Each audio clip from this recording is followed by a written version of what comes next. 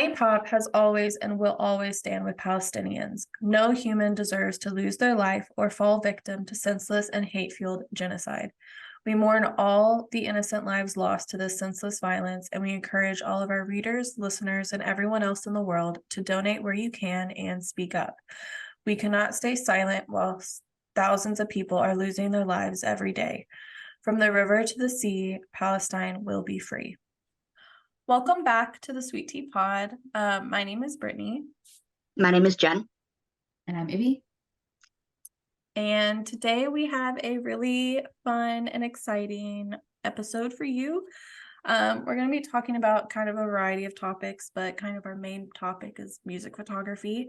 I know personally a lot of people are interested in the different kind of variation, different levels of music photography, whether you're coming in as a fan with like a point and shoot or your phone, or you are working creative and you're working as either with the artist or with a publication. So we're going to have a really cool conversation about all things photography, music related later on. But to kind of start us off, I like that we've been kind of sharing some music that we've been loving each week. So I guess we'll kind of go around the room and talk about some of the new music that's come out that you guys like have on repeat. I'm very excited about this one. So the artist is called Rachel Chinariri. And if the name is familiar to you, I think I mentioned her maybe in the last pod, but I will keep mentioning her. She is going to be the opening support artist for the UK leg of Louis Tomlinson's tour, which starts next month, which I'm very excited about. And she is an indie artist. She's incredible. She's got a brand new song out called The Hills that she's asked everyone to learn for when she opens for Louis on tour. And it's a very Louis sounding song, but still different and still sort of unique enough that it's very much her sound, but it's given a little bit of like Silver Tongues and Common People by Louis Tomlinson. It's a very British song. Absolute bop. And she was on the radio the other day and got quite emotional about her journey. She just seems like a really cool artist. I didn't know her music before it was announced that she was doing Louis' tour, but I've been getting into it. And I highly recommend checking it out. The new song is The Hills, that was out a couple of days ago. But she's obviously got quite a big catalogue of music, so I'm quite enjoying getting into that this week. The Hills has been on repeat. I nearly know the words now, so I should be okay on tour next month. So that's mine for this week. Perfect. Ibby? I have been listening nonstop to the K-pop girl group IVE's latest title, Baddie. It is so good. And I love them so much. And I've been watching the music video and listening to it as much as I can for the last couple of days. I don't know. Time's fake. Time's not real. But whatever it is, I have spent a disturbing amount of time watching that music video and listening. So that's what I'm gonna say for the week. It's so good, and their vocals are so nice, and the production is clean as always, and I just love the song. So good. Perfect. Okay, so me. I think you already know who I'm going to talk about, potentially. Water Parks just came out with a song called Sneaking Out of Heaven, and they released the music video for it. It is attached to the Intellectual Property album, but the music video is out now, and I've been loving it, and because I love them. But then also Maggie Lindemann, I think I said her last name correctly, potentially not, I don't know. But she has a new song called Deprecating out with Sick Brain, and it's a pretty sick track. But I like her. She's more of like a rocker. She's not really pop punk. She's more, kind of like that vibe, but it's more rock, I think. But still pop rock, I guess. Yeah, there's a lot of good music out actually. Because I've Rosie Darling she's completely different than Water Parks and Maggie. So like I was like, do I even talk about her? But she is very like pop and more like singer-songwriter, kind of like you know the vibe, like it's more like just her and like an instrument basically. But she has a new song out and it is very good. It is called I'm Different Now. But I've been loving that too. So that was my very eclectic, weird list of 3 people who are the same at all. Let's move on to cancel culture. Who would like to start this topic off? I mean, I'm happy to. I was thinking about this earlier today, of like what is cancel culture, and I think it feels to me like it's a term coined by people who've been cancelled. It didn't really exist as like a phrase until people started being held accountable online for things, and then all of a sudden there's this new terminology, which it's not people who aren't being cancelled who are coming up with that and who are talking about cancel culture. It's the people who, I guess, it's almost maybe taken a bit far, but it feels a little bit sort of gaslighted by the people who are being cancelled or being held accountable. It feels like they're sort of going, oh, it's because of cancel culture. It wasn't actually me. I didn't do anything. It's this pesky cancel culture. And I think I see that quite a lot online, especially in some sort of sections of the media, where it might be perhaps a little bit more common. It seems to be very much, oh, it's this, like, nowadays all this cancel culture, you can't say anything online, and it's an excuse for you to be able to say anything you want, regardless of whether people find it offensive or not. So I think it's not even just what I think about cancel culture or how I approach cancel culture, but I guess where it comes from, the fact that we're talking about it today because it's become such a big thing. And actually, I don't buy into cancel culture. I buy into holding people accountable. And I guess people have a right to, if they have the energy to, try and educate people about things online, and have a right to say, actually, I don't want to support that person, even if it's long-term, short-term, sort of, there's a lot that goes into it. But I guess cancel culture as a phrase, I don't really think is a thing. I think it's a holding people accountable, and a lot of people don't like that happening to them, is my sort of where I sit with it a little bit. Hold people accountable by all means, and I do, and I've spoken on here about things that I think some artists should be held accountable for, things like not having disability access at concerts. That is not me cancelling that artist or that band. That is me, A, wanting to educate, and B, wanting to hold people accountable for things that shouldn't be happening. But if someone could quite easily call that me cancelling that person, and that's not the intention. And I guess that's maybe a less extreme version, because especially right now with where we are with things going on in the world, there's more important things or more serious things. And some people, I'm saying cancel culture is another thing. Some people do deserve to be cancelled. I'll be sort of really honest.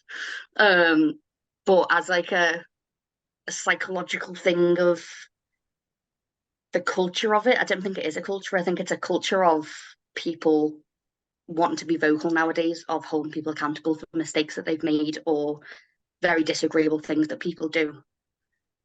But to call that cancel culture feels like it really downplays the issue. So that's where I sit with it.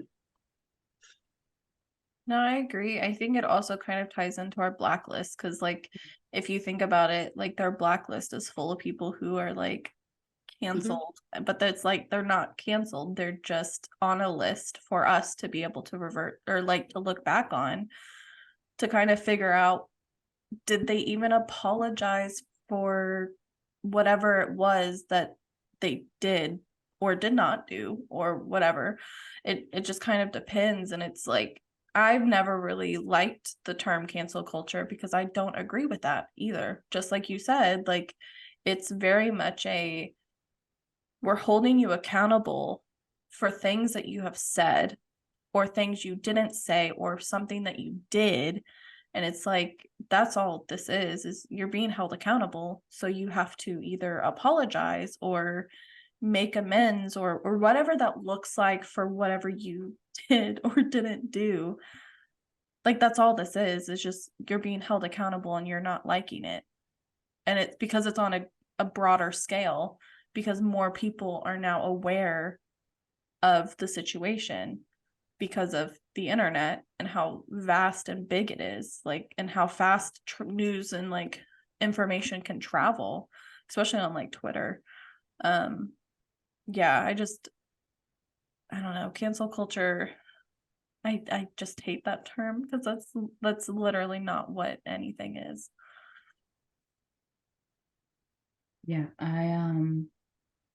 yeah, cancel culture really, I mean, not to parrot the two of you, but it really waters down holding people accountable.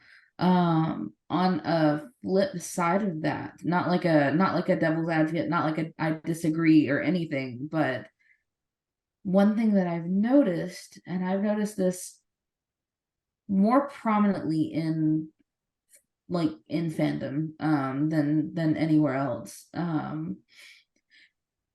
is, I don't know how to like put this into words, but I have seen so many instances of people making things up to distract from what's going on with people holding their favorite accountable. Like I've seen it so many times now, like to a disturbing degree. A specific example, I won't say anybody's names, mostly because there are still some rabid fans for this person. But there was a K-pop idol who was accused of something horrible.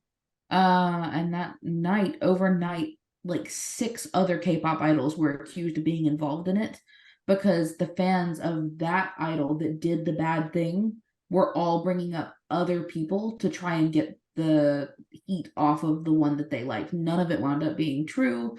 All of the people wound up admitting later on, like, yeah, that wasn't true, but it still left, like, there are some people who still don't like the idols that were mentioned that night because they didn't bother to go look back on it. They just heard, okay, this idol did that, it's over, and never bothered to go back and look again. And that's another issue, is hearing something immediately just putting it in your brain, and then running with it and never looking back. And that's crazy.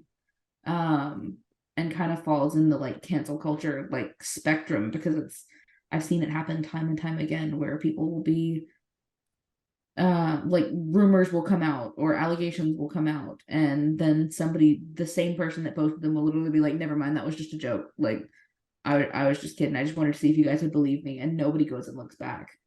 And that's wild. And I don't know that I had a clear and concise point to this, but that's like the flip side, like a fan's responsibility, I guess, like, or just a person's responsibility to not be a horrible person, and utilize cancel culture to their benefit, in any way. No, Yeah. I agree. I think it's yeah, I've seen it happen before, not just in K-pop, but it's happened in like other artists and other pop culture people. Like, I don't know how to word that either. Just people in general who are more celebrities and more known. And it kind of ruins it. It ruins the accountability aspect. And that's probably part of what people have the issue with cancel culture, because it's like, that's the bad part of cancel culture, is you're not going back, you're not looking, you're not seeing if anything else turns out. If there's a court case, you don't wait and see what happens. You don't, like, you're not researching it again, you're just kind of letting it go. And it's like, okay, yeah, I have an issue with that part, because you're not, how do you only have the allegation or the rumor that came out, which, yes, that should put a red flag up to be like, okay, I'm watching and I'm going to put you on like a list to be like, so I can go verify later once more and more comes out, or if it doesn't come out, or if it comes out that it wasn't true, then I can go back to like my list, even if it's an internal list of okay, this person was held or needs to be held accountable, or they don't because nothing happened, or it was a rumor that just kind of got out of hand or whatever. So it's like that's partly what people have the issue with. And it is such a small part of it, but people like to make it out to be like a bigger thing than it is. But it is still such a significant piece of the topic that like you still have to talk about it because it does happen, unfortunately. But And yeah. I think it's a severity thing as well of, I think if it's a very severe allegation, that's no longer cancel culture. That's just withdrawing support from someone who's done something absolutely abhorrent. Yeah. And beyond that, it's either accountability or it's bullying. And there's a line there of that sort of seems to all be in the realm of cancel culture, but either you are vocalizing your issue with somebody's actions or behavioral language or whatever it might be, and you are vocalizing that, you're saying you don't want to support them anymore. That's not cancelling, that's withdrawing support and sharing your opinion. Or you are hounding that person with a tirade of abuse online, and that is not cancel culture, that's just bullying, and we should just call that what it is. I think the stuff around deflecting that Ibby was talking about was quite interesting, because even within one larger fandom, with smaller fandom, not smaller, but thinking like One Direction, OT5, solo One Direction, there's been so many things there where it's like someone will say something about one member, and then their fans will say, well, what about this one, and what about, and it ends up an absolute gigantic mess of like a Twitter fandom war. And again, that's not about holding someone accountable, that's just about having a fight on Twitter. And there's a big difference there. I think I will always, if it's a serious allegation, the way I will generally approach it is, when it's that serious, it's guilty until proven innocent. I'll be honest with that. But beyond, I will withdraw my support. If it comes out that it wasn't the case, as you've said, I might consider then going back. But yeah, it's quite a difficult thing. I think the actual concept of cancel culture is a bit of a fluffy word for something that actually we already had words for, and it's just accountability, withdrawal support, or just straight out disgraceful bullying online and cyberbullying.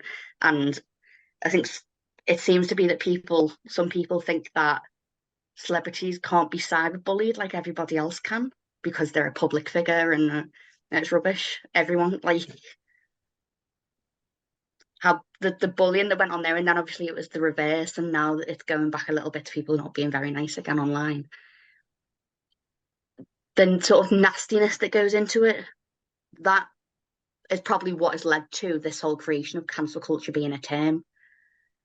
And actually, if you stripped it back, everyone should be able to hold different people accountable, and it not be like a thing that needs a separate title of, like, especially, but I think when it's aimed at like fangirls being vocal about holding somebody accountable, cancel culture as a term sort of downplays that a little bit, I feel, and it overplays other things as well. I have a difficult relationship with it. I've unfollowed people online for actions or lack of action or whatever it might be. I've unfollowed people for my own well-being because I find something that they're doing quite triggering. And that's not going cancel culture, that's just protecting how I feel about things. But people will bundle it all into one umbrella term of like, oh, they're getting cancelled online. I'm not cancelling anyone. I'm just choosing to do what I feel like is right at the time. Piggybacking off of your like bullying comments, there is so much of that, and I know it's like everywhere, but I think I see it the most because like not I see it the most out of everybody, but I mean I see it the most in K-pop because I am a K-pop fan and I spend so much time in K-pop. I can think of so many examples of people that have done something like not horrible as in like, you know, violent or, you know, anything like that, but said something that they shouldn't have said. And, you know, reasonably people are like, hey, I don't want to support this person anymore. fair enough. Respect. But there's like a couple I could think of where people immediately just jump to, well, nobody really likes them anyways because they're ugly, like they're fat, their hair looks like this and it makes them look stupid. There's one K-pop idol, and I don't particularly like this guy either. Like I don't like this guy really at all. But he is one of the only overweight K-pop idols. Anybody who's a K-pop stan will know who I'm talking about. He's incredibly problematic. He said some pretty horrible things.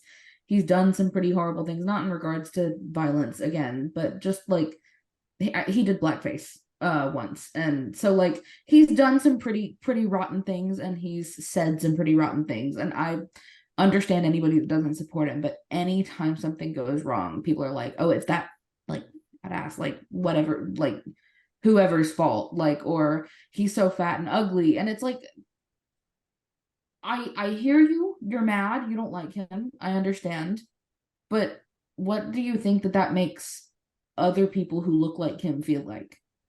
Because he's probably about the same size that I am, if not thinner. Like, and they're like, he's fat, he's hideous, he's disgusting, like all the time. And I'm like, how do you think that makes people like me feel? Or like anybody that's remotely plus sized? Like it's the same kind of thing in regards to cyberbullying, like celebrities. It's like you can pick on somebody for being, this is kind of on point, but not on point, on topic, but kind of not on topic. I'm kind of spaghetti thinking. But I don't know. I feel like people say things under the blanket of internet anonymity or celebrities not seeing it, forgetting that people that they're friends with that look like that or act like that or sound like that, whatever, will see it too. And I feel like that kind of ties in a weird roundabout way. But that was on my mind. No, I agree. I think it's very I don't, even if you're canceling someone for good reason, you should not be bullying them, because it doesn't matter. Like I don't care what they did. I don't care if it was like, if they need to be in jail, they should be in jail. The justice system should be getting them like hopefully. But just because like they did something or didn't do something doesn't mean that you should be like saying some of this kind of stuff. Like it's gross, and like it's very just like negative and very mean, and it's just rooted in meanness. And I don't think that's like the vibe that anyone should be partaking in, because it's really just going to harm you in the long run, because you're feeding off of that negative energy. And I understand, or I get it if you feel like they deserve it, but I don't think that they do. Like if it's a true crime and it's a true like actual thing, like they will hopefully be held accountable. I mean, it doesn't always go how we want it, but you would hope that they would be held accountable in like the criminal justice system. But just because like you don't like someone doesn't mean you should spew hatred at them. Like I don't care who it is, like genuinely, even the people that I really just do not like because of some of the stuff that they've said or some of the stuff that they've done. I could never just sit there like behind an anonymous account just like throwing stuff at them. Like it's just, that is just not the job that I was placed on this planet for. Like that's just not what I want to be known for. That's not what I want to do to anyone. Like I can not like you and be silent, like or not even silent, just say that I do not agree with this person. I don't agree with what they've done. That's it. You don't have to say anything else. Just say even if you have to be public about it, just say I'm withdrawing support from this person because of XYZ. You're done. Stop throwing hate at people. Like you're really just making it hard for everyone. And there's a difference there between throwing hate and expressing anger. And I think everyone's entitled to be angry about a situation and express it. But I think if you are resorting to language or behavior that you would then cancel that person for, it's a vicious cycle. Then you're not doing anything that's gonna A, improve the situation, B, encourage other people to maybe unfollow that person or go and do their own research or whatever it might be. You're just, I think when it crosses that line from being angry, holding people accountable, sharing what you've found out, saying you don't want to support, whatever it might be, even, you know what, everyone's human. If someone's tweeting someone saying like F you, then they're angry. It's not up to me to say whether that's okay or not. But if you're then going F you, you fat, ugly, but you've then crossed the line of behaviour that you would then challenge if you saw another celebrity say that. So if it's not okay for them, it's not okay for you. Express how you feel about it by all means, and it's everyone's got free speech. But when you cross the line into just being a bully, you've lost your argument then, and actually we can do better. Yeah. Nope, I agree completely. I love us going on to our little rants on this show. I know, we do this every week. It's therapeutic. Yeah. We do this every year. We should have popcorn. I want popcorn. Oh, What the hell? I had popcorn this weekend. I did too. My roommate went to the movies to see to get the Taylor Swift thing, whatever that was. God bless. And she was like, I'm not gonna eat all this popcorn by myself. I literally just went to get it, like, and brought home like a whole bucket of popcorn. And I was like, yes, give me. I went twice because I had to go to the two different types of theaters. There's AMC and Cinemark, and I had to go to both to see what they had for each. Oh, I the only different different for each, different like- things, right? Yeah, I didn't so I Oh. went to, I don't have everything with me, but I went to AMC and they gave out like little posters to everyone. That's so cute. They also gave a friendship bracelet, which I do have right here because I love it so much.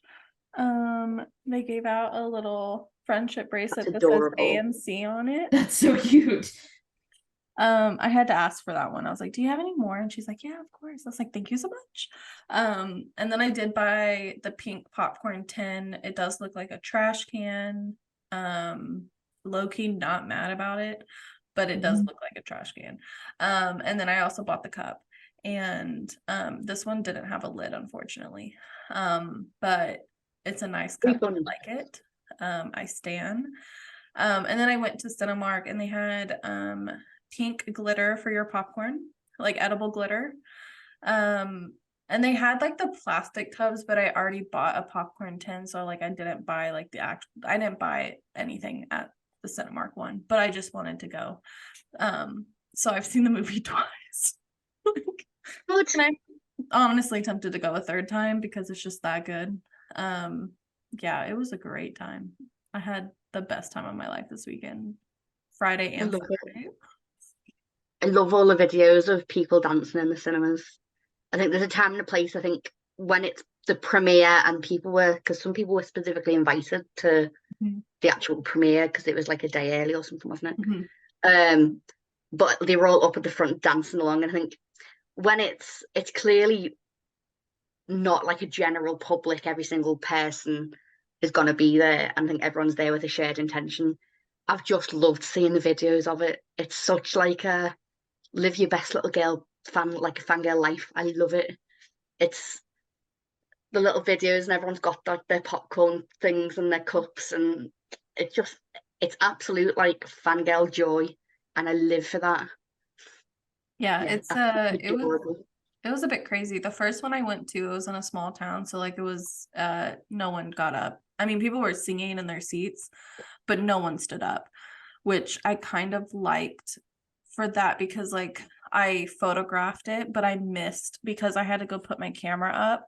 I missed like a whole section of the show. So I liked getting to sit down and actually watch it because I got to see some of the songs that I missed. So that was like really nice for me. And like that movie, like that day was really nice because there weren't a lot of people getting up and like kind of acting a little crazy, you know. But it was kind of chill and calm, but there was like so many people and everyone was singing. Like I could hear them singing, But I could still hear Taylor sing, so that was still nice. The second showing I went to was later on Saturday, and it was more towards the city. And there was a lot more people, like this group of girls, women, I don't even know how old they were having the best time of their life. I was like, I'm all for it, like whatever. Like they were a couple rows down from me, but they stood up, they danced, they sang. Then they got everyone else to stand up. I was in the back row, so I stayed sitting because I was like, I'm gonna just chill.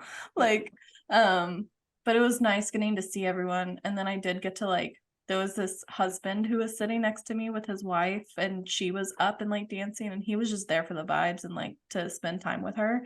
But I told him what surprise song was gonna be played. And so he told her, because she's like, oh, I don't know what surprise song it'll be. It could be one of 6, because it was the LA shows. And I had told him what it was, and he remembered, and he's like, oh yeah, it's this song. And she's like, no, it's not. It's not going to be that song. Definitely not. And then she like sat down and she was waiting. And then when it popped, like when it came up and it started, like the song started, she like immediately turned to him, hit him on his like knee, and was like, how did you know? Did you look at us? And he was just like, he didn't say anything. She still to this day does not know that I told him. But then like when she turned back around to like sing the song, he like looked at me and gave me a fist bump, and I was like, I'm so happy I got to do that for you, because she was just like, how did you know? You don't even like her. Like, I was like, oh, I did He's done his homework. That's really cute. I was like, I did my service. I helped this husband like shock his wife. It was a great time. But yeah, as long as you've got to read the room, haven't you? Yeah. And I think in some of them it's been very fitting that people got up, and some of them it wasn't the vibe. But it's just like I like Taylor Swift. I'm not like a Swiftie stan, but I've got a lot of respect for Taylor Swift.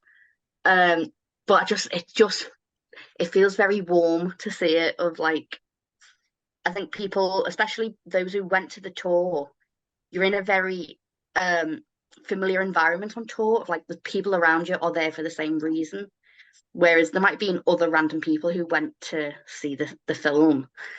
And I think it's just very cute that people are still being very authentic about like being Swifties in the theatre. I think that's just very, very. It makes me want to squeal. It's that adorable. Yeah, and the whole friendship bracelet thing was like, it's such a big part of the tour itself. I was kind of sad to see that like there wasn't as much like friendship bracelet trading.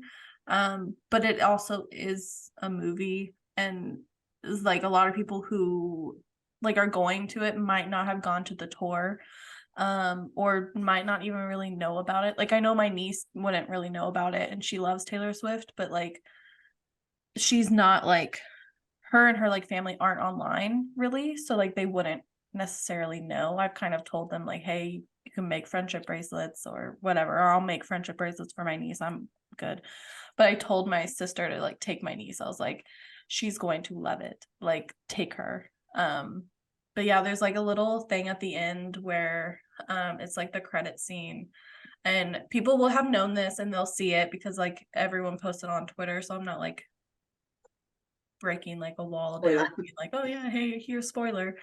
But like Taylor basically made a friendship bracelet for the credit scene for like the fans, and I think that's so cute. And I was like, I don't know who came up with it. I don't know if Taylor herself came up with it, but I was like, that was the most adorable thing I've ever seen in a movie like about a tour before, is just like making a friendship bracelet for your fans. I was like, that was just so cute. I was like, oh, I waited till I was like the one of the last people sitting in that theater. I was like, I'm waiting till the end.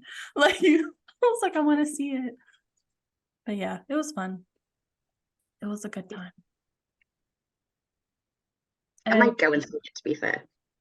You should go watch it. I think even like people who aren't really fans of Taylor, I think it's a really cool movie to watch. Yes, it's 2.5 hours long, so like you need to be okay with sitting down that long. But it like really just kind of shows, like even that husband, like he knew one song, and I was like, oh, you know that song? He's like, yeah, it's like only song I know. He knew Enchanted. I was like, okay, that's a weird song to like know. Like if you don't know any other song of hers, like that's just for me, that's weird to know that one, but he was singing along to it. But even he was kind of like, how long is this gonna be? And I was like, oh, it's like another hour. And he's like, really? I was like, yeah, she's on stage for like 3.5 hours or whatever. And he's like, she doesn't get a break? I was like, no. And so he was like in shock the entire time too, because he was just like, dang. And then like some of the visuals and stuff, he's like, dang. He's like, how's like, how did that happen? Or like, what? And he's like, how is she still singing? Like, I would be out of breath. And I was like, yes, I know. Same. I was like, Athlete. that's why we love her. Because she does this in heels and she's not out of breath. And she doesn't take a break. Other than to change, and she's still not taking a break when she's changing because it's really fast. But yeah, I believe everyone should go see the movie, even if you don't like Taylor Swift. Because I think it's really good. Okay, now we can move on. I love how we just went from like cancel culture to Taylor Swift. I really tried not to do that while people were talking. I had to sneeze earlier and I was trying so hard not to sneeze. I was like, please don't do that. I should Okay. make coffee. All right. So I love how we just went from cancel culture to Taylor Swift. But now we can move on to music photography. So who wants to start from like the fan side? I think that would be good to start off with. I'm probably the lowest level of the three of us. If you want to start. So I start, yeah. Okay, so I'm not a photographer. I did some backstory. I was always a Samsung girly. I don't want to talk about it. And then I went to see. I had Louis and Harry in whatever year it was now. I can't even. The years are all blended into each other. And my quality of photos, bear in mind, so for Louis in Prague in 2022, I was in the access area, which is on the balcony right next to the stage. Like, I shouldn't say this, let's edit this out. I could have thrown something at him and it hit him. That's how close I was. And I got back to the hotel that night and looked through my photos and videos, and they were rubbish, absolute crap. Couldn't put, like, so disappointed. And the next week I ordered an iPhone, swapped to an iPhone, and then used the iPhone for it, was still really disappointed.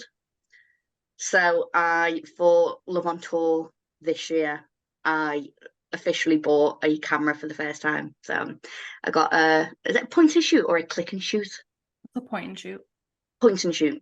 So I got my first ever point and shoot, and the difference, I was miles away for most of my Harry shows.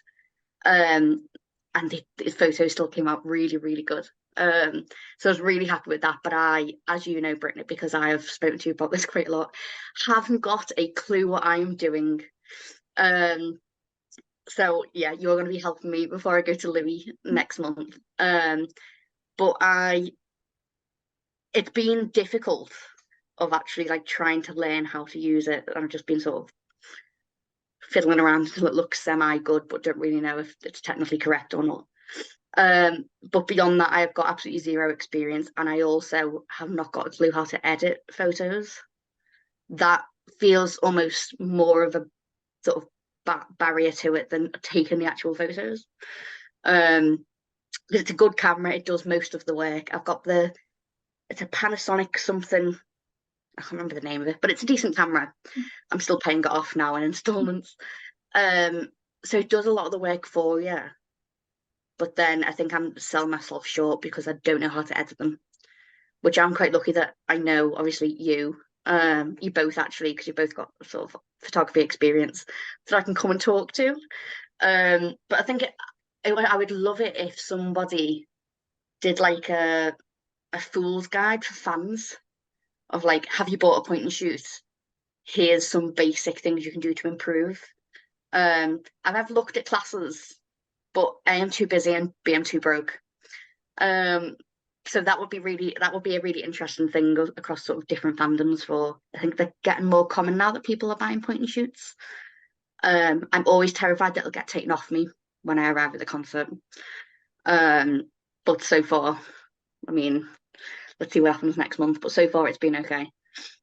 So yeah, I'm an absolute noob when it comes to photography. I haven't got a clue. I don't know about beyond sort of things that we talk about. I don't know how it works in the industry. All I know is anxiety about taking it into the arena or stadium or whatever it is, and then literally point it and shoot and hope for the best, and sort of pray that the camera was worth the money that you spent on it. And then I'll be honest, I'm that useless when it comes to editing. I face tuned them before because I didn't know what else to use. So that is where my photography experience starts and stops. I know a lot of other fan photographers who have their point and shoots and they get much better results than I have. So this is not this is how all fan photographers are, because some of them are extremely talented and they come out with really good results. I'm just not one of those people. And so I'll give you an example. I'll send an example that can be added into the video of like good and bad. So that is where I stand. I'm a little bit clueless, but I'm hoping to get better. And I'm willing to accept any help that anyone will give me. But I think as like a general thing, giving some tips out would be a really, really cool possible future idea. So it's just come to me now. It's not a unique idea. I'm sure people have spoken about it many, many times, but I would find that very helpful. I'm sure a lot of people would as well. We can definitely do something like that because I've used point and shoots before, and I know the different free editing softwares too. You don't have to pay for it. So we could definitely do stuff. Like there's a bunch of different apps that you can use to help edit. You can even edit natively in iPhone, which is actually really cool now. What does that mean? See, this is how useless I am. What does that mean, natively? So your iPhone, like when you're in your photos, like your folder, you can actually edit your photo in the folder. You don't have to have a separate app now. Right. Some of the separate apps will give you a little bit more control over other things. But like if you are editing just on your iPhone, like you can do a lot of the same things that I would recommend people to do. Like if you're depending on like the photo that you like share, then it's like I would recommend looking at your exposure and looking at your contrast a little bit. Dehaze is a really nice tool. I don't know offhand if that is in the iPhone one. It might be called something different, so I'll have to look into that and see. But like I use Lightroom because I pay for it. But I pay for like the Photoshop Lightroom set for like the photographers through Adobe Creative Cloud. But you don't have to pay for it. I've used ViscoCam before. I've used, oh my gosh, there's been so many. Yeah, we can put together a list, and we can put together like tips and tricks and stuff for like a fan photographer. Like, yeah, that would be a lot of fun because there's just so many different things that you can do. And even like if you're using the auto functions on your point and shoot or the auto functions on your camera, like your phone, like you can get some good stuff, and then you can edit it and use filters or not use a filter, but like create your own filter, which is always fun. I'm still kind of venturing into that aspect. But even like your videos, I know I showed you that one little trick when you are recording a video on your iPhone and you want to like, you lower the brightness as you're recording it and it comes out a lot crisper and cleaner. So those are like little baby tricks that you could do when you're. Yeah, the two tricks I know is that one and exposure on a photo. Exposure, contrast. My entire bag of tricks is those two things. And a lot of it, like with editing, is all just like trying something and seeing what happens. That's genuinely how I did it. Like when I first started, I had no idea. I'll see if I can find one of my first photos and see if I can insert it here. It's ugly, but you know, it was done on auto. It was, the brightness was played with a little bit. I think I probably played with the contrast a little bit because I'm a contrast girly. I love a good high contrast photo. Like, love messing with that slider. But you can do a lot with like an iPhone photo or a point and shoot, no matter what megapixels it is. You can do so much with it. And because it doesn't have to be professional, you're not putting it on a billboard. Like, that's the only reason why you would get a better camera for the megapixels. Like, even like working photographers, you do not need the highest megapixel. You do not need a mirrorless. You like, the mirrorless is for convenience factor, and to also get you enough megapixels to put on a billboard. That's it. But most of my stuff is social media and like potentially print based, and I don't need, like, I'm good with my full frame for now. I would just want a mirrorless because of the convenience factor of the screen on the back. That's it. That's all I want. I don't know what you just said. What's a mirrorless? So Does my camera have a mirror in it and some don't? point and shoots. You're blowing my mind. Point and shoots have. Oh, I never actually looked that up. But what does so basic. some cameras have mirrors in them? I'm gonna go basics. Okay, so point and shoots are, I actually have one right here. That's my old baby one that I got when I was like 12. So point and shoots are like this. They will turn on and they have like the little lens, but the lens does not come off. And then when you turn it off, it goes back in. That's a point and shoot, because you literally just point it and shoot it, and that's it. It does have video capability. A lot of the point and shoots are going to have video, like, because we're in this era.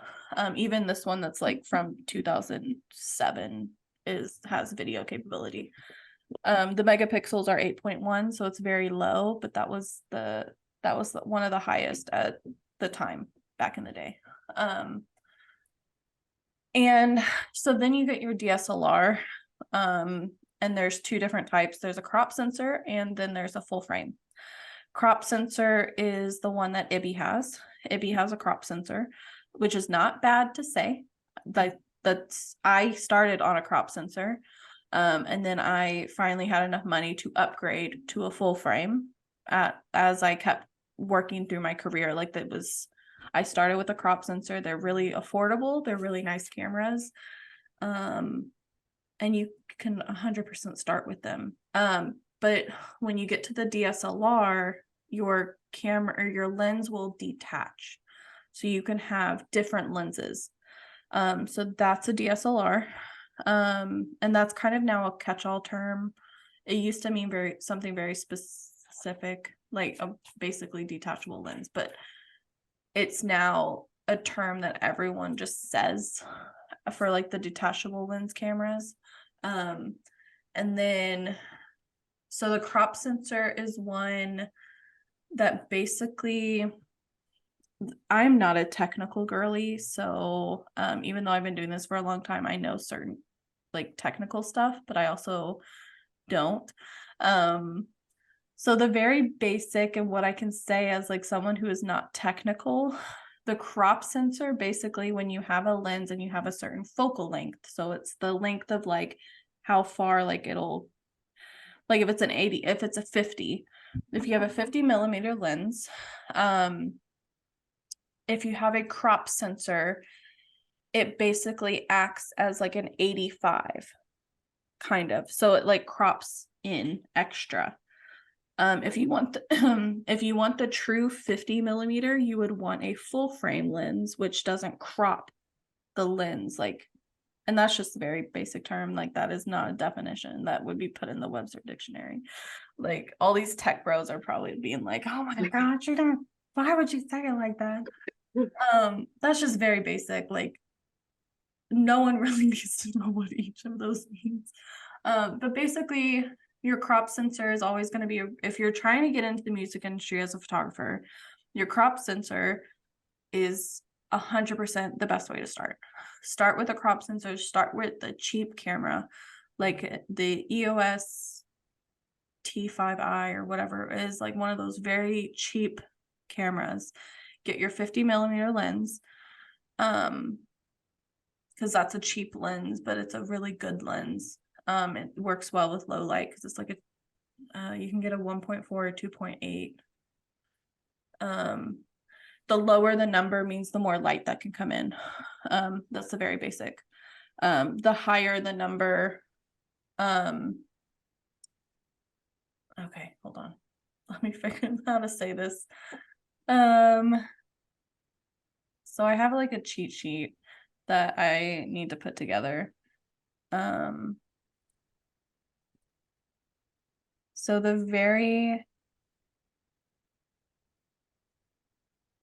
there's an f-stop, which the f-stop is like it's like the f/1.4, 2.8 when you get into like lenses.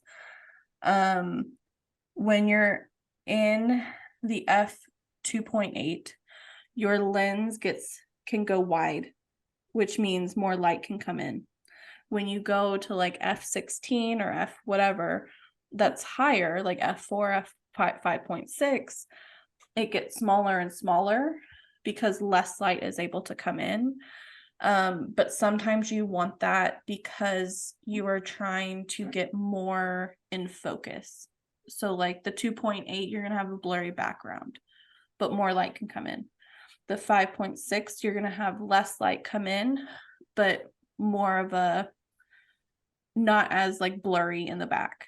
And it kind of gets more and more like when I do product photos, I usually am on like f/8 because I don't want any blur in that image because I'm trying to take a picture of a product. But then when I'm like doing concert photography, I play with all of them because I'm like, I want to see what happens. And you can be a bit more creative with your imagery and music and with portraits and stuff.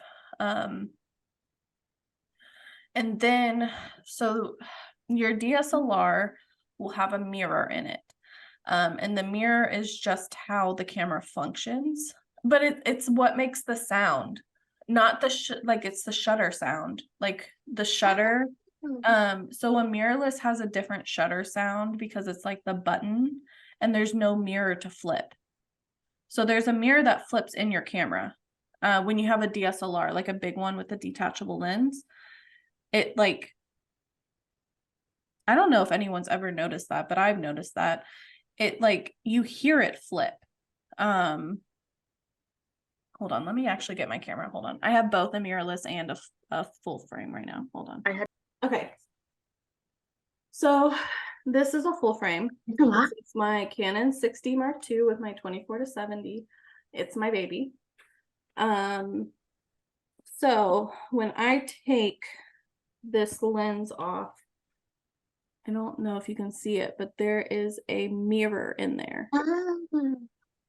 And that is what flips. You can hear it flip. And it's a loud sound. At least to me, it's very loud. Which is fine when you're in a concert because like it's loud in there anyway. No one cares. So this is a big boy. This is a mirrorless camera, so you can see it's a lot smaller. The lens is huge, but it's a lot smaller. Then hold on, let me take this lens off because it's massive. That genuinely looks like a coffee cup, like a travel coffee. So it doesn't have like that mirror that like flips in it. It's just like straight across. These camera bros are gonna kill me for saying it like No, because it's more accessible this way because I have not got a clue, and it's actually, I didn't think that mirrorless meant that it just didn't have a mirror. I just thought it was a term. Yeah. I didn't know that any of them had so mirrors. it's just small. So like this one fits in my hand pretty big. So it's a bigger camera. And then this one is a lot smaller. At least like to hold, like in my hand, a mirrorless is not comfortable to hold, actually. I still love the mirrorless. I think it's beautiful. I like the LCD screen on the back, like you see it true in there. In a DSLR, like full frame or crop sensor, you could never see what the true image is until you take it. But when I'm in the mirrorless, I can actually see what the picture is going to look like before I even take it, because it's like the true like LCD or LED screen, whatever it's called. But yeah, so that's what that means. Mirrorless, not mirrorless. Mirrorless doesn't have a mirror.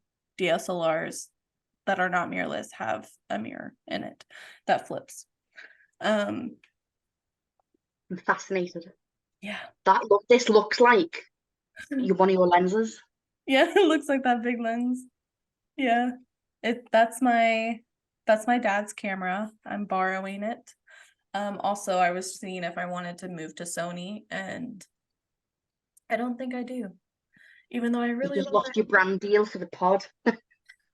No, Canon can get behind me because I'm a Canon girly through and through.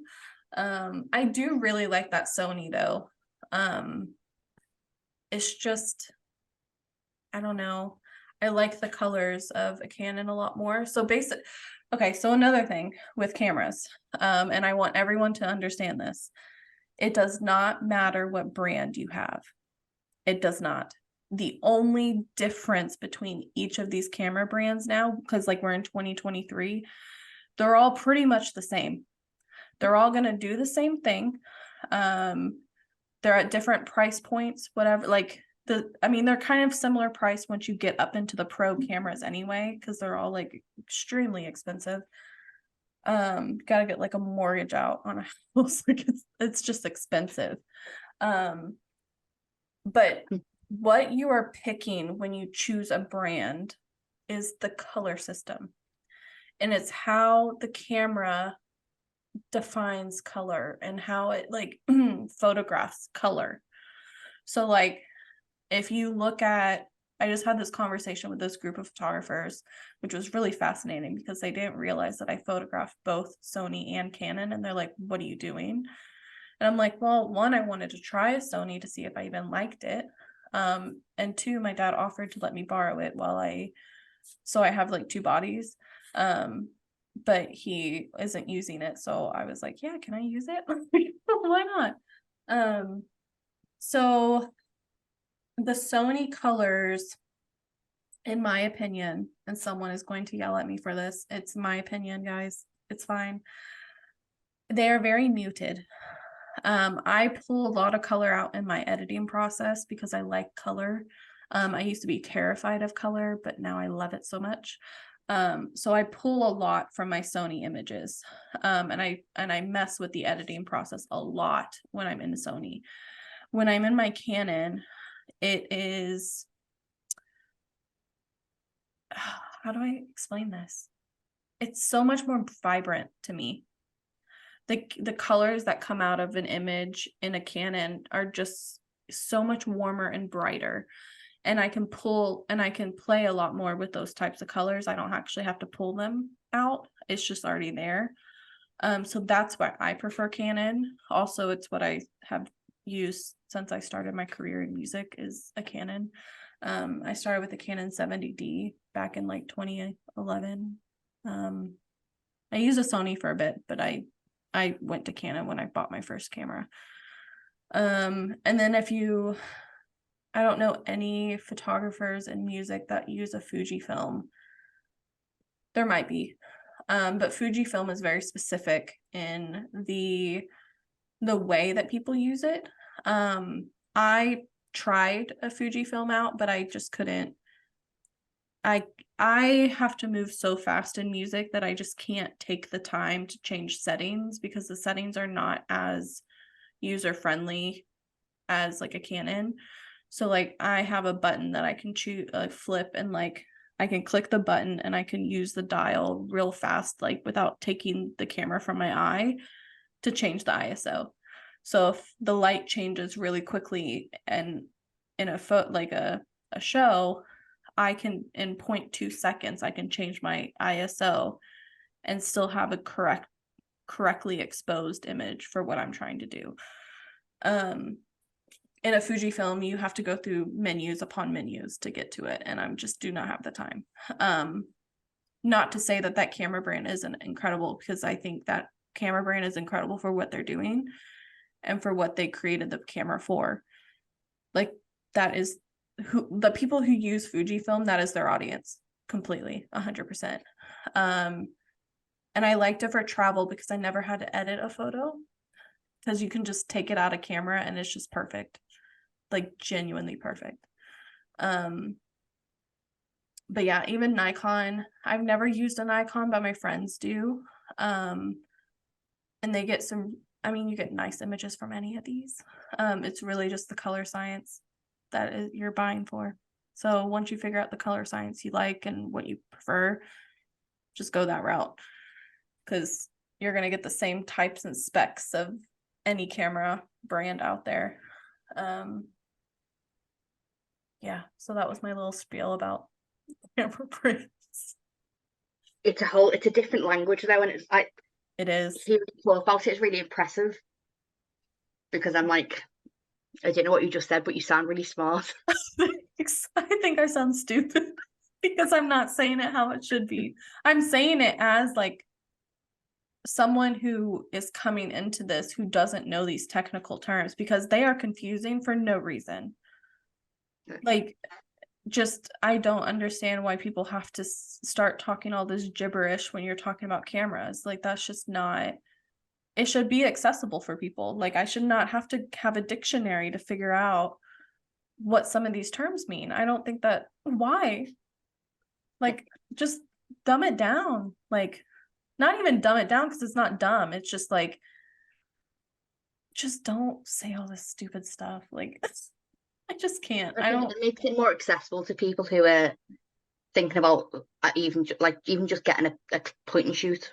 Mhm. Like, I don't think I would have got a point and shoot had I have not got to know you and your photography stuff, because I just wouldn't know where to start. And I think not a lot of other fans are not going to have that person that can go, what does this mean? Or yeah, so I think it's a good thing of like making it more accessible. So it's almost, so it doesn't seem as threatening. I'm trying to think what I could say that would be adding to the conversation, because I don't have any technical knowledge, and I am Me either, barely. not okay, bitch, shut the fuck up. Anyways. But like, you were like talking about that. I don't know if you saw my face where I was like, because I didn't know what the fuck you were talking about either. So maybe I do need to write an article for I the think it'll be really fans. cool.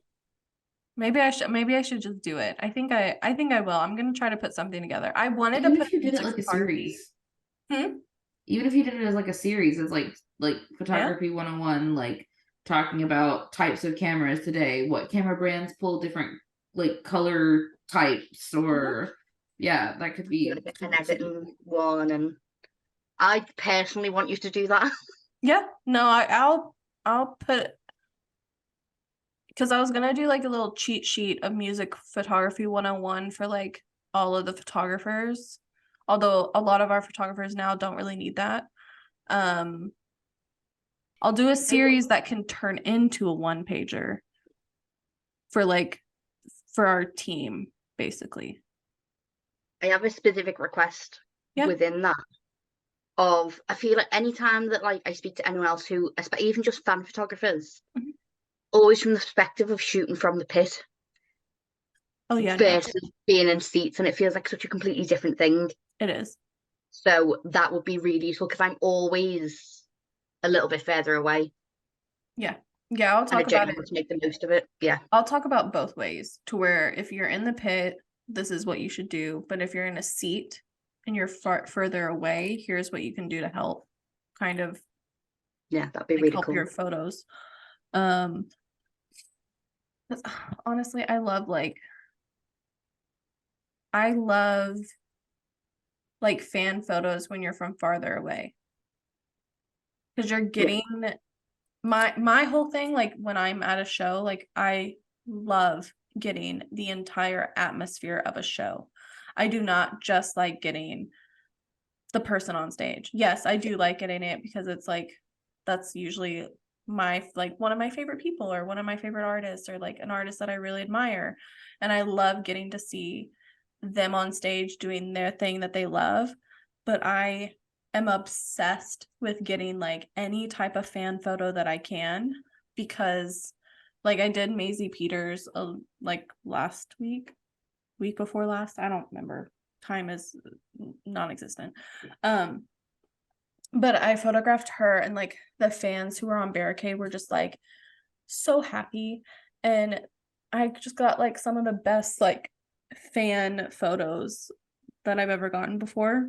And it's just because they were having such a good time, and it brings such a different level to like the an article that you write, or if you're just like, even if it's just like a carousel on Instagram, like I love throwing in them, because then the fans find them and they're like, oh my God, wait, you got this picture of me. Do you have any more? Like Renee Rapp, like I had like 3 of the fans reach out to me being like, do you have any more? Like that was me and my girlfriend. And I didn't even know it at the time. And they're like, yeah, it was me and my girlfriend. And she had actually talked to them at one point in the show. And this was before she had talked to them.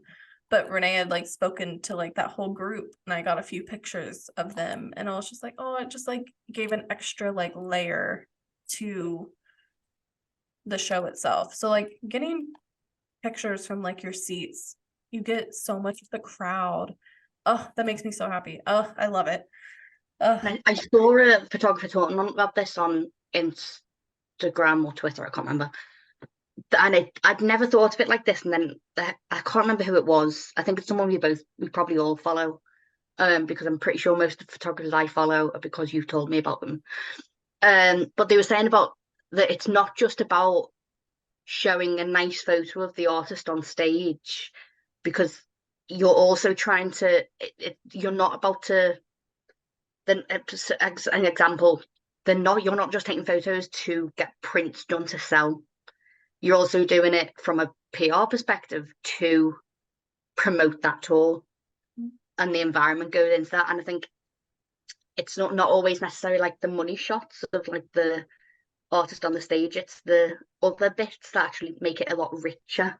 And I'd never thought of it like that, because I think most of the time, from a fan perspective, my aim will always be to get the best photo of the person that it possibly can, and you don't really think about the rest of it. Like my Harry show, I got some good photos of Harry, considering I was in seats. But one of my favourite ones was in 2022, when I was at the very back of Wembley Stadium, when all the fireworks went off, and it's an entire massive wide shot of the entire stadium, and it is probably one of my favourite photos that I've ever taken at a concert. Even though I've got ones of Harry where it's like I've got him doing the whale and stuff, and they're cool, but they're not the best quality by any means. But my favourite one still is always going to be that firework one, because it's got like so much energy in it. So I think that changed my perspective a little bit, of not always the best like close up of the artist that you can get that you'll always remember. It'll be some of the additional ones too. So I quite like that. I'm trying to do that a little bit more for future shows. I'm trying to remember sort of to take a step back from just trying to zoom in as physically possibly as like close as you can to whoever's on stage, and actually sit back a little bit, and then you can look back and remember the atmosphere then as well. Yeah, because even like with my Renee Rapp photos, like my favorite photo by far is not the one that she actually posted. Because she actually posted my photo, which was a shock to me. I did not expect her to do that. She actually, like, either her team, or whoever saw it had to actually go and find it, because that was not posted by itself in my carousel on Instagram. It was in like my little design thing that I did, so part of it was cut off. So they went to find the original to get that onto her Instagram. And that one was kind of like a throwaway one. I wasn't like super, I mean, I liked it enough to post it because I enjoyed that photo, but it was not my favorite by far out of the whole set. And I was on the balcony, and I was taking a picture down, and I guess it was a once in a lifetime moment, I don't know, where Renee was singing, and all of the fans, it kind of just like they were all kind of like looking up at her, and it kind of made this whole like triangle up to her. And that was the one that she and her team really liked. Like, I don't know, but I was like, that was not my favorite photo. There was a different one that I really liked, but the one I really liked was just of her. So this one actually showed the crowd and the interaction that she had, because she was up on barricade, like leaning into them, kind of like what Louis does during his shows, where he's like leaning in to them. And it was an image of all the fans with kind of a lot of their phones too, but it like just made this triangle shape up and up to her, and it just like looked really cool. So I was like, oh, I was like, I'll post this one too. And that was like the favorite, and I was like, oh, okay, that's not what I thought, but okay. Like, I'm happy you like it. Yeah. But It yeah, makes me think actually, my friend Nikki is a photographer, and came over from, I don't know if she's Canadian or from the US. I think she's from the US. Came over to one of the Wembley shows for Love on Tour, and was obviously, it's got loads of incredible photos, but the one photo we were all desperately waiting for wasn't of Harry. It was of one of the heart balloons in the sky.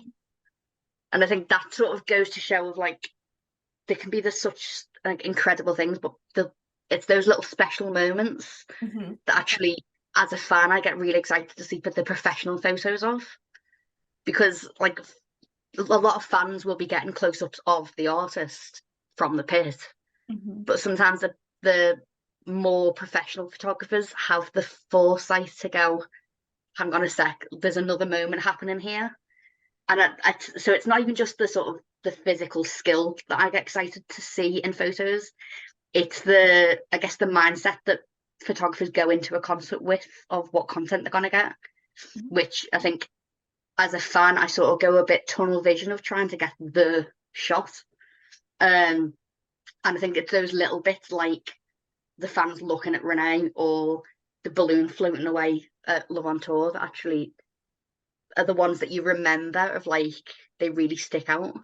And I just love that. Like, look, there's one of yours where I can't remember who it was, but they were crowd surfing, or they jumped up like and stood on the barricade. I can't remember who was it it was. Jaden? Was it Jaden where he was reaching for the fan? Possibly. I saw it the other day. I can't remember. I can always send, like, tell you which one it was, and you can put it up. But it's little moments like that where it's those like little special bits where that's where I think actually I'm going to follow that photographer, because it's not just the same photo that like loads of people have got from the pit. It just got that little bit more energy. I just love it. But you're so talented. I'm like, oh, thanks. Thank you. You are? Thank you. Yeah, I try to match the energy, because that's what makes me excited. Like, that is what makes me love live music. It's why I loved going to the Eras tour. It's why I liked watching the film, because you can feel the energy from the fan to the artist on the stage. And I think that's what the artist on the stage needs regardless. They need the energy from the fan to get through a set. But then, like, me as a photographer, I'm in the pit and I'm feeling the energy come from behind me and the fans. And so if you ever share a pit with me, you'll see I turn around. I don't even look at the artist sometimes. I'm turned around fully facing the fan, because I'm like, I'm going to get this shot of this fan having the time of their life, because their favorite artist is on stage right now. They're just singing along. They're crying. They're like just all of the emotions. And I was like, that's what gets me through a set. That's what gets me through a whole show, is because I'm feeling the entire emotion from the crowd. Yes, I also love this artist too, but like, you're helping feed the energy and get me hyped up and get me excited to be in the pit, to be able to get the best photos that I can take of the artist, but also of you, who is having the time of their life behind me. Because I only have 3 songs. So I have 3 songs to try to get the entire vibe of the show. Sometimes I am allowed to, like with Renee, I was allowed to kind of photograph from the balcony after the 3rd song. I couldn't be in the pit, but I could be up in the balcony or elsewhere in the audience trying to like get photos, as long as I wasn't bothering the fans, obviously. And that's how I got that, because the balcony was closed, so there was no fans up there. So I was allowed actually in that venue to go upstairs, and that's how I got that one photo of the fans kind of interacting with Renee, because I didn't even know she was going to do that. It was opening night of tour, so I was just kind of up there seeing like, okay, so like what could I get? Like obviously I knew there would be no crowd surfing because that was not this type of show. So I was like, okay, there's not gonna be that. I was like, is there gonna be any kind of fan moment where like everyone's hands are in the air, like something to kind of give more of that energy that you're trying to get from a show. And then that happened, and I was like, oh, okay, she's down. She's down in the pit. She's at the barricade. It's like, okay, keep snapping. Like, but that's just what I personally love about live music. And that's what I also hope comes across in my photos, is that energy, no matter if it's just a picture of the artist or the entire band or the entire stage, or if it's a picture of a fan, because that's why I go to shows.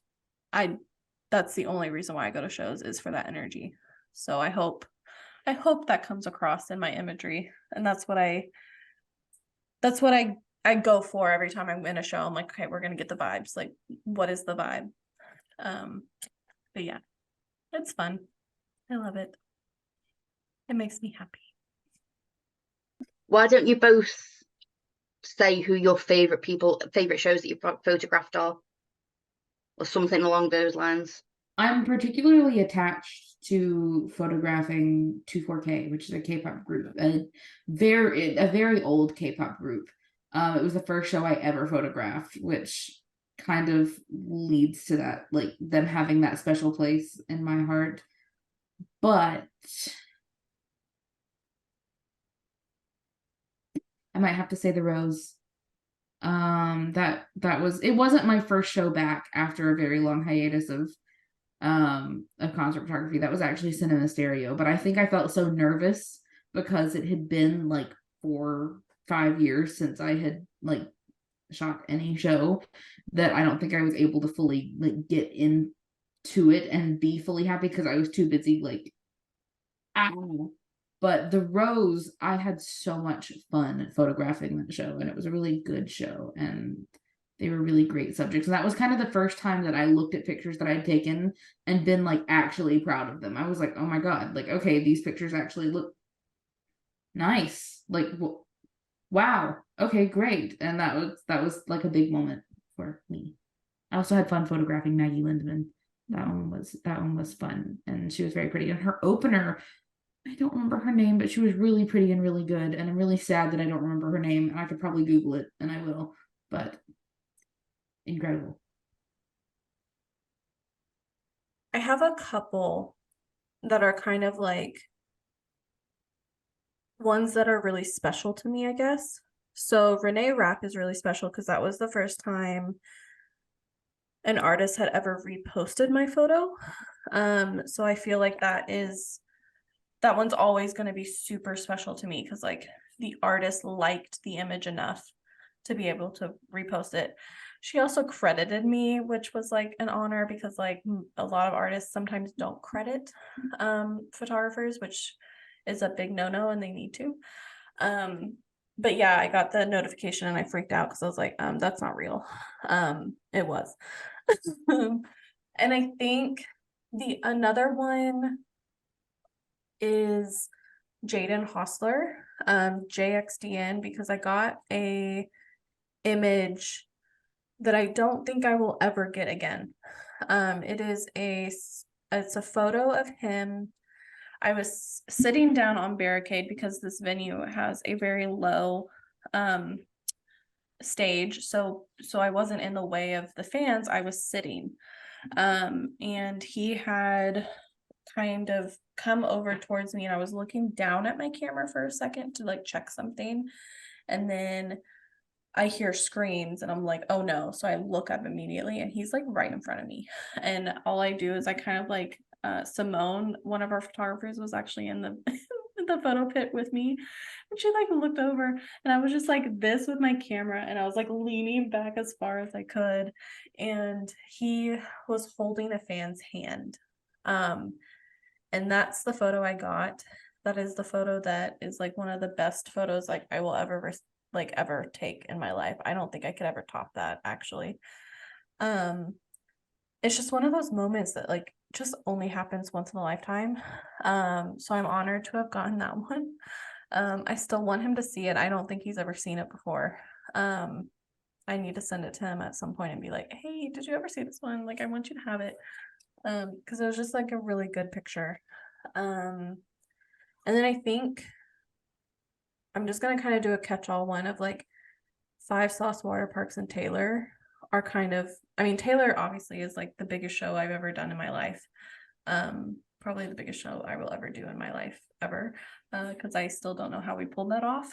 But we got approved for it. I got to photograph her, which she was literally top of my bucket list. So I actually got to cross that one off because that's never gonna happen, but I'm gonna write it on my bucket list anyway. So yeah, that was once in a lifetime, forever grateful, insane, like insanity. It still feels like a dream. And then Water Parks and 5 Sauce are 2 of my favorite bands. So anytime I get to photograph them, it's just like a beautiful moment. So that's kind of like my little roundabout of like, I'm just gonna throw them all in there. I got to photograph Jaguar Twin too, so that was a really nice one. Even if the show was kind of rough, like photograph wise.